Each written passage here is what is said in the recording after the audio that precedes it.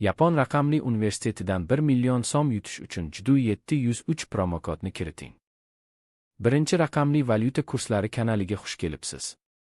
Bugun 21 may 2026 yil sanasida O'zbek so'mining valyuta kurslari bilan tanishib chiqamiz.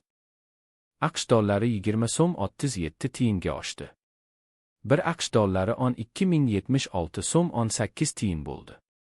Endi 100 AQSh dollari 1.207.618 so'm bo'ldi. Oxirgi oyda AQSh dollari 0.1% ga oshdi.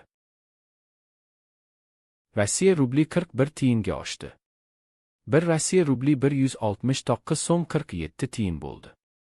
Endi 1000 Rossiya rubli 169.470 so'm bo'ldi. Oxirgi oyda Rossiya rubli 5.1% ga oshdi. AQSh dollarining Rossiya rubliga nisbatan kursi 5 kopeykaga tushdi. 1 AQSh dollari 71 Rossiya rubli 26 kopeyka bo'ldi.